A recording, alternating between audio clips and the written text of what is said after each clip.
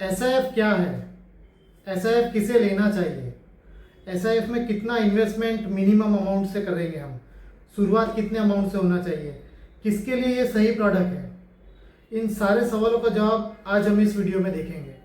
पहले देख लेते हैं कि एसआईएफ क्या है। देखिए, एसआईएफ म्यूचुअल फंड, पीएमएस या एआईएफ की तरह एक इन्वेस्टमेंट प्रोडक्ट है। इसके अंदर भी आप इन्वेस्टमेंट कर सकते हैं।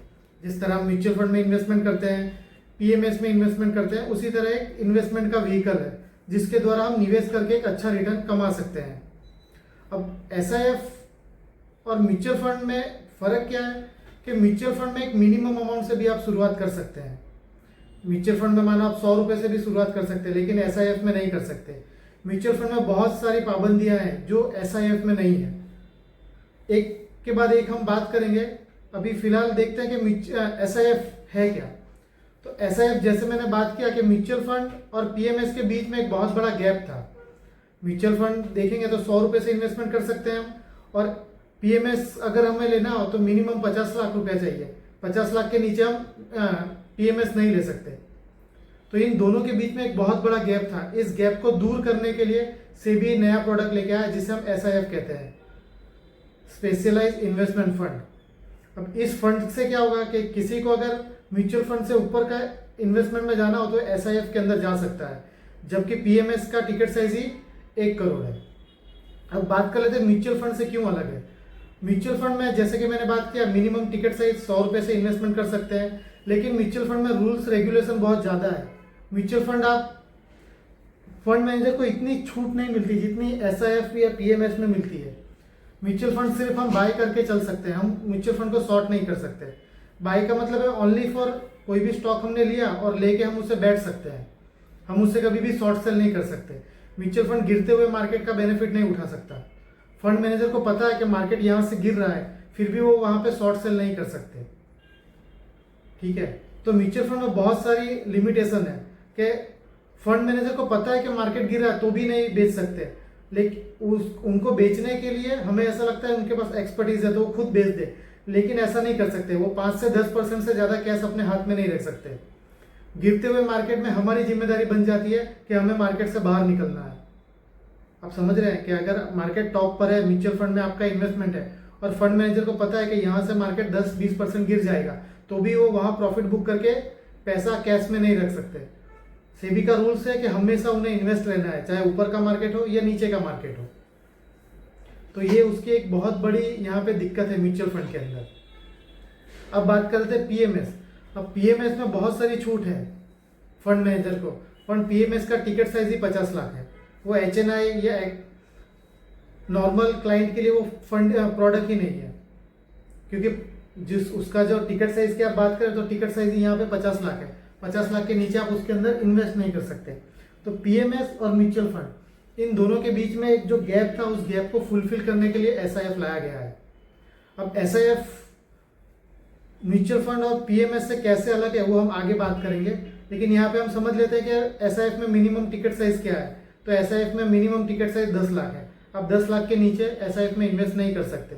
10 लाख के ऊपर हर 1000 के गुणक में आप इन्वेस्टमेंट कर सकते हैं। 10 लाख 1, 10 लाख 2, जो भी आपको करना हो, पर मिनिमम आप 10 लाख रुपए इन्वेस्ट कर सकते हैं। अब उसका विड्रॉल भी फंड टू फंड अलग अलग रहेगा। ऐसा नहीं कि म्यूचुअल फंड की तरह आप जब भी मन चाहे तब इसे विड्रॉल कर सकते हैं। कुछ एसआईएफ ऐसे हैं फंड जो वीक के अंदर 2 दिन आपको विड्रॉल देंगे, कुछ ऐसे हैं जो वीक में 1 बार विड्रॉल देंगे।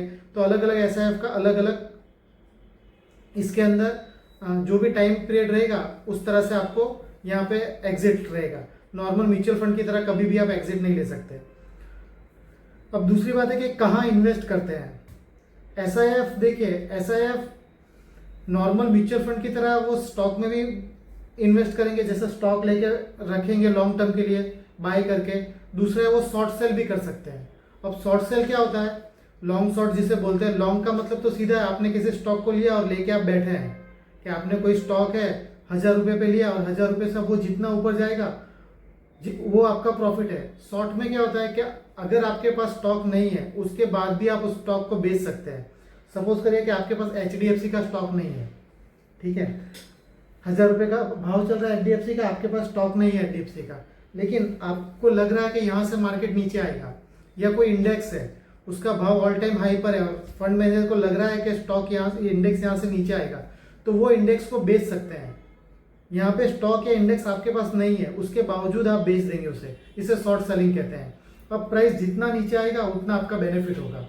एग्जाम्पल जैसे ले लेते हैं कि 1000 रुपये का प्राइस चल रहा है HDFC बैंक का, और उनको लग रहा है कि आने वाले टाइम में HDFC का प्राइस गिरेगा, तो 1000 रुपये को उसे शॉर्ट सेल करेंगे, यानी बेच देंगे। अब वो प्राइस जितना नीचे आएगा उतना फंड मैनेजर को उस फंड के अंदर प्रॉफिट होगा, तो इसे शॉर्ट पोजीशन कहते हैं।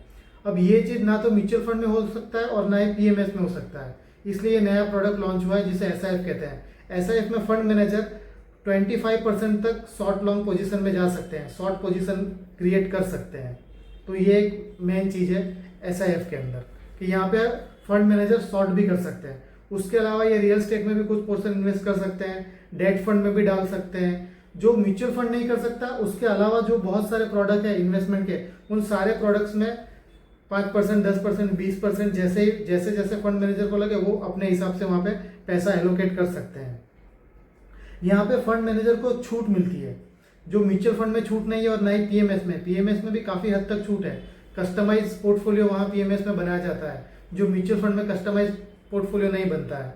एक ही फंड रहता है, सबके लिए वही फंड अवेलेबल रहता है। फिर आप ग्रोथ फंड लेंगे तो ग्रोथ फंड, डिविडेंड लेंगे तो डिविडेंड, या डिविडेंड री इन्वेस्टमेंट फंड ले सकते हैं। PMS में ये सहूलत मिलती है कि आपके हिसाब से कस्टमाइज होता है। आप बोलेंगे कि मुझे लार्ज कैप का स्टॉक ज़्यादा चाहिए तो उस तरह का पोर्टफोलियो बन जाएगा आपका। आप बोलेंगे मुझे मिड और लार्ज चाहिए तो उस तरह का पोर्टफोलियो बनेगा। आप बोलेंगे मुझे ओनली फॉर स्मॉल कैप का पोर्टफोलियो चाहिए तो स्मॉल कैप का भी पोर्टफोलियो बन जाएगा। या वहाँ पे अगर फंड मैनेजर को लगता है कि भाई मार्केट यहाँ से नीचे गिरने वाला है, तो वहाँ पे आपका स्टॉक बेच के वो पैसा कैश में ले सकते हैं, जो म्यूचुअल फंड में नहीं कर सकते। तो म्यूचुअल फंड में एक सबसे बड़ी प्रॉब्लम यही है कि कैश में आप बैठ नहीं सकते, लेकिन PMS में ये सारी सुविधा मिलती है, ठीक है। लेकिन PMS में फिर भी वहाँ शॉर्ट सेल नहीं कर सकते, और एक सबसे बड़ी दिक्कत है कि उसका टिकट साइज ही 50 लाख है, और यहाँ पे टिकट साइज ही 10 लाख है। तो फंड मैनेजर को टिकट साइज भी कम मिल रहा है, मतलब नॉर्मल PMS से कम टिकट साइज है, और प्लस फ्री छूट भी मिल रहा है कि वो शॉर्ट करना हो तो 25% तक शॉर्ट कर सकते हैं, लॉन्ग जाना हो तो लॉन्ग तो आप 65-75% तक वो लॉन्ग जा सकते हैं। लॉन्ग में तो कोई इशू नहीं है, मैंने गिरते हुए मार्केट में भी पैसे कमाना, उसके लिए वो शॉर्ट सेल कर सकते हैं।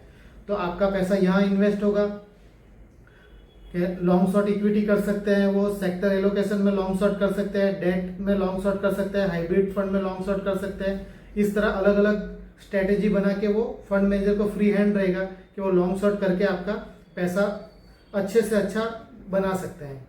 दूसरा, ये किसे लेना चाहिए, ये फंड जो है वो कौन ले सकता है, सुटेबल पर्सन कौन है। एक तो वो बोल दिया मैंने कि जो HNI कस्टमर है, जो हाई इंडिविजुअल नेटवर्थ रखते हैं वो ले सकते हैं। उनमें भी उनको ही लेना चाहिए जो वॉलेटिलिटी को झेल सकते हैं, ठीक है, क्योंकि ये म्यूचुअल फंड से ज़्यादा रिस्की प्रोडक्ट है। अगर आपको 2% 5% अल्फा जनरेट करना हो तो 2-5% आपको अल्फा वो रिस्क भी आपको ज़्यादा लेना पड़ेगा। तो ये उन लोगों के लिए फंड है जो मार्केट में कई सालों से हैं और जो मार्केट को समझते हैं और मार्केट को समझकर उसमें से थोड़ा ज़्यादा रिटर्न कमाना चाहते हैं, म्यूचुअल फंड से थोड़ा ज़्यादा बेटर रिटर्न चाहते हैं, ये उन लोगों के लिए है। और दूसरा, मिनिमम 50 लाख या 1 करोड़ का आपका पोर्टफोलियो, तभी आपको इस फंड में जाना चाहिए, ठीक है, क्योंकि ये फंड शॉर्ट पोजीशन भी क्रिएट करेगा। देखिए, शॉर्ट पोजीशन क्रिएट करने से होता क्या है, जब मार्केट नीचे आता है तो आपका पोर्टफोलियो स्टेबल रहेगा और गिरते हुए मार्केट में भी पैसा बनेगा। लेकिन अगर फंड मैनेजर की जरा सी भी भूल हुई तो यहाँ पे आपको बहुत बड़ा नुकसान भी हो सकता है। इसलिए रिटेल इन्वेस्टर के लिए नहीं है SIF, क्योंकि इसका टिकट साइज जानबूझकर 10 लाख रखा गया है ताकि सब छोटे रिटेल इन्वेस्टर इसमें घुस ना सके। तो यहाँ पे ये बात आप ध्यान रखिएगा, यहाँ पे शॉर्ट सेलिंग भी होगी, इसलिए थोड़ा ये डेंजर हो सकता है। अब बात कर रहे थे टैक्स की कि टैक्स कैसा लगेगा। तो प्योर इक्विटी का टैक्स है, जो म्यूचुअल फंड में टैक्सेशन लगता है वही टैक्सेशन आज की तारीख में इसके ऊपर है, ठीक है। लॉन्ग टर्म में अगर आप लॉन्ग टर्म कैपिटल गेन देखेंगे तो 12.5% आपको टैक्स देना है। शॉर्ट टर्म में जो टैक्स इक्विटी का लगता है वही टैक्स है। अब मेरा ओपिनियन क्या है SIF को लेकर, देखिए, अगर आप तो या तो नए इन्वेस्टर है या आपके पास कम पैसा है, कम पैसा मतलब छोटा अमाउंट है, 5 लाख 10 लाख 20 लाख, तो आप SIF में मत जाइए, क्योंकि SIF अभी नया प्रोडक्ट आया है। हो सकता है आने वाले टाइम में अभी इसके अंदर और इम्प्रूवमेंट आए, 2 साल 3 साल अगर, क्योंकि हर प्रोडक्ट के साथ ऐसा होता है, फिर आप पीएमएस ले लीजिए, म्यूचुअल फंड ले लीजिए, समय के साथ उसके अंदर इम्प्रूवमेंट आते आते आते आज हमारे पास ये फाइनल प्रोडक्ट पहुंचा है।